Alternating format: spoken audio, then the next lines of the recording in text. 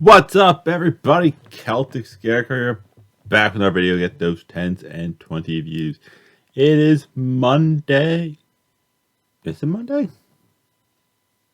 I believe in a thing called love. Yes, it is Monday. Is it? I'm confused.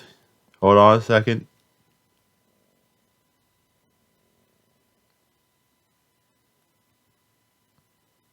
Yes, it is Monday. I put out a video last night. I already edited tomorrow's video, which is the Jack-o'-lantern verse video, which is very cool.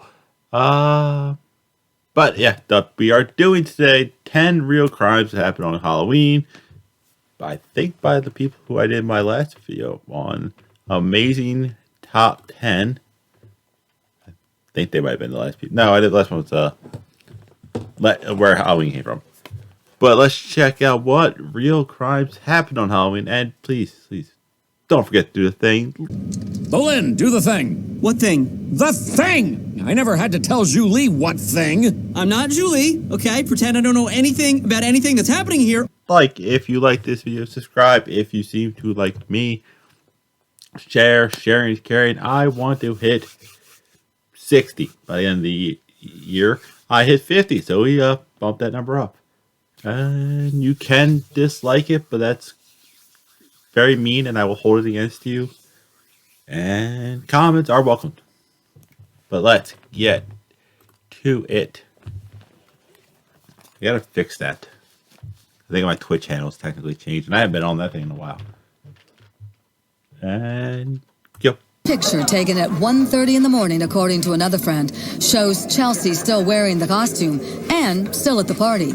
But Chelsea would never make it home. Okay, is this real life right now? Law enforcement launched an investigation in southeast Michigan. Someone reported that they saw Chelsea walking with a man at 3 p.m. This composite sketch is immediately drawn up and released. Halloween can be a very scary time. It's really very sad. My daughter was taken. If they want the attention, bring my daughter back and you can have all the attention you want. What's up, guys? It's Halloween week on Most Amazing Top 10, so we'll be wearing costumes all week in some of our videos. For this video, for the first That's lazy. We'll be wearing videos all week in some of our videos, so maybe. time ever, we have 3 hosts. So let's jump right into this one, starting us off at number 10. The disappearance of Cindy Song. Cindy was a university student who was doing what any university student would do on Halloween. Studying the effects of alcohol in the human body. And that was having fun at a party. She spent the night out with her friends, laughing and hanging out. Then she got a friend to drive her home to make sure that she got back safe. Her friend saw her walking into her apartment building, but that was the last time that anyone would ever see of her. The case was a mystery for a while, but then there was a lead. A man by the name of Hugo Marcus Selinski was... Really, that is a name and a half for you. But then there was a lead. A man... Also, that guy just has like dead eyes. A man by the name of Hugo Marcus Selinski was suspected in the kidnapping and murder of this poor girl. People say he worked with an accomplice to pull off this crime. Things really started to heat up when police investigated Selinski's home, and they made a horrific discovery. They found a series of dead bodies in the backyard. One of the craziest parts of the story was when It's the fact that they put an ad not even at the end of the story. the person was suspected in helping Selinski killed Cindy. They actually showed up dead in Selinski's backyard. Then things got even crazier when Cindy's body was never found amongst the many things that were buried in Selinski's property. This opened everything up, being a mystery once again. Coming in at number 9. So my guess is someone knew Selinski was doing it, kidnapped, murdered her, and took all the blame on him, but who knows? We have the murder of Taylor Van Dyst. But before I go any further, make sure to give this video a big thumbs up and subscribe. Taylor Van Dyst left a party in Armstrong, Canada, but Oh, Canada. she never returned home. That was the last time anyone had seen her. What's freaky is that on her way home, she sent a text to her friends saying that she was being creeped on. She was later found dead by the side of railroad tracks. After running tests on the body, DNA of a man named Matthew Forrester was found under her fingernails. He later admitted that he had choked her and hit her on the head 6 times. One of the blows fractured her skull. She passed away a few hours later. Coming in at This is why you shouldn't walk alone at night, regardless of gender. Just safety. Granted, I tend to walk alone all the time, so do what I say, not as I do. Number 8 is the murder of Carl Jackson. It's insane to think that something could escalate to this point. Carl Jackson was a simple working man and very young. He was only 21 years old at the time of his murder. He was driving on Halloween night to go to a party. The thing was, he wasn't even going to party. He was going to pick up his girlfriend's son from the party. This guy... I hope it was a kid's party. They should adults because he's 21.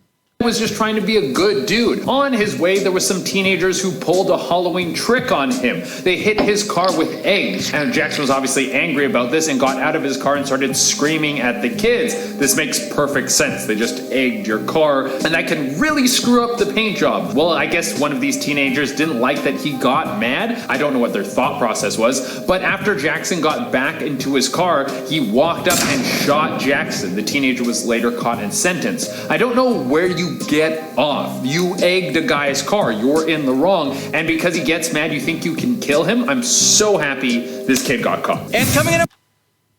Yeah, I've got nothing for that one. Like, you can't blame the ism on that because if he's driving late at night, you can't see in the car. So I just think the kid wants to kill somebody.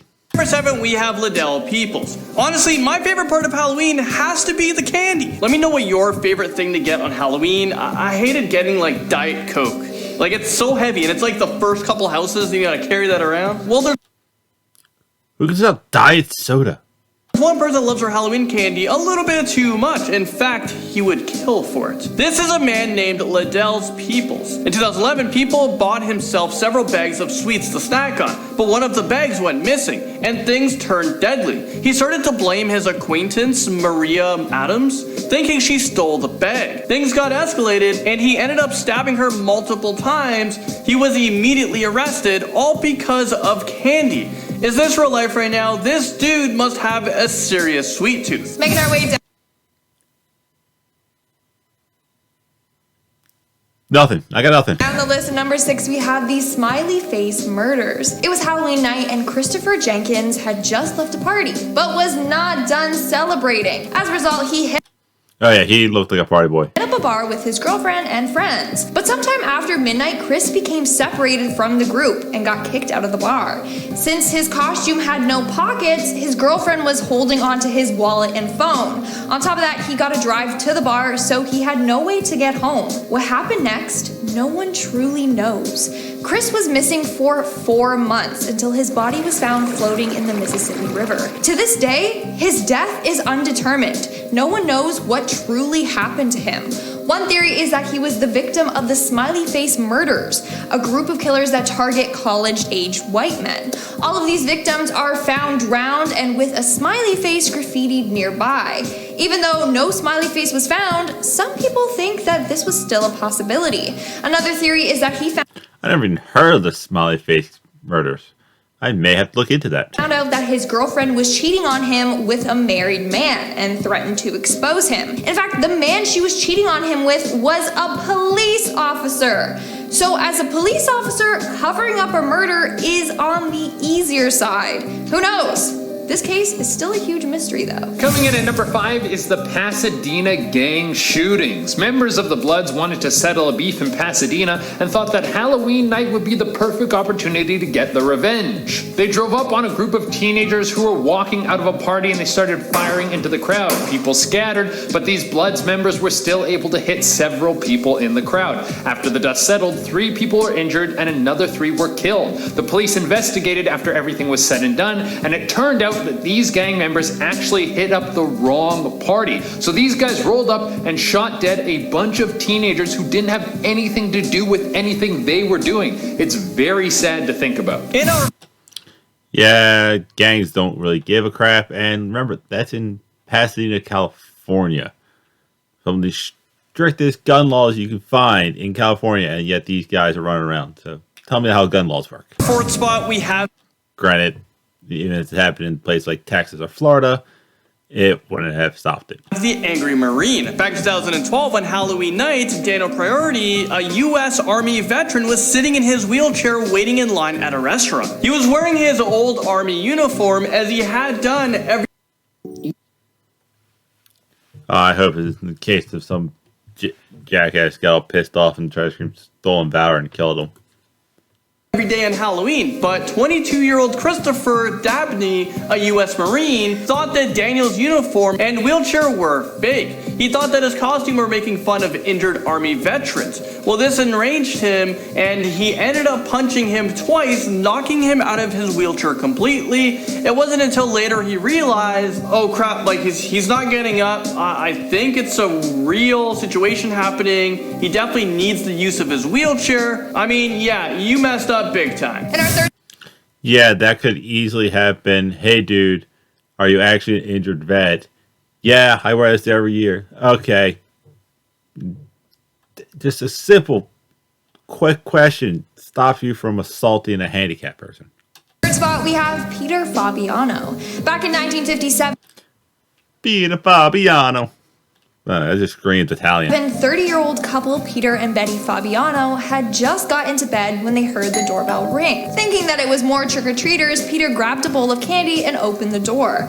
But standing at the door was a woman wearing a mask. She shot Peter in the chest and fled the scene. Later, it was revealed that a woman named Joan Rabble was responsible for this murder. Joan apparently was having a relationship with Peter's wife, Betty. Peter realized his wife was having an affair, and so Betty called it off with Joan. Joan then convinced another woman, Goldine Pizer, to shoot Peter for her. They were both eventually charged with second-degree murder and were sentenced to 5 years to life in prison. Coming in Say, people were crazy way back when too. at number 2 is dressing the part. Back in 2013, Anthony Seabury would be shot and killed by someone who seemed to be a random individual. A few people saw the murder take place, and what made this Take a breath and slow down. Your video is not on timer. murder grab headlines wasn't so much that it happened on Halloween, but that it happened on Halloween and that the killer was apparently wearing a mask from the horror movie Scream. It's thought that the killer could have been someone who fantasized about murder from watching horror movies, and when Halloween That doesn't happen. They're already psychos. came around, he saw this as the perfect opportunity to hunt someone down and live out their fantasy. To this day, the person who killed Anthony Seabury has not been caught and could still be on the loose. And If he was trying to live out his fantasy of a horror killer, they're not shooting people. I can't think of a horror movie that like the main suspect used a gun. coming in our number 1 spot on this list, we have the Candyman Killer. Great movie. So this is raises a lot of questions. What a name. Back in 1974, Timothy O'Brien was already and excited to go trick-or-treating. He was probably so excited to see the city and get all the candy that he can handle. Little did he know that his dad was evil. Timothy's dad, Ronald, gave him a bunch of candy for him to eat. They were all pixie sticks. You guys remember those things? Those like straw things, you like squeeze it and then down Really, dude, you're struggling to describe pixie sticks. It's colored sugar in a straw. in like 2 seconds, and then you eat like 50 more of them. Sadly, his dad laced them with cyanide. Timothy ate the sticks while he was out trick-or-treating, and he later passed out. An investigation was launched, and eventually this was traced back to Timothy's father, Ronald. But now the question stood on why did Ronald poison his own kid? Was it meant for other kids? What on earth would bring a parent to do such a thing if that was his true intent? Ronald O'Brien was so deep in debt that he took a huge life insurance policy out on his kids and planned to kill them off so he can get the money for them. So the intentions was there. I mean, like, there's so many other ways to make money, and of course he got caught and now he's not getting any money. And that's all for today's video. Let us know in the comments below which one Man, luckily he didn't put that in, like, just started handing that out on, like, 2 random kids, because that could have really escalated that number up. But that is it. That is all I have. Those are 10 real crimes happened on Halloween. They're not, it doesn't seem like they're the craziest. It just sounds like they were just 10 that this page has found. That's all I got. I will see you weird people later.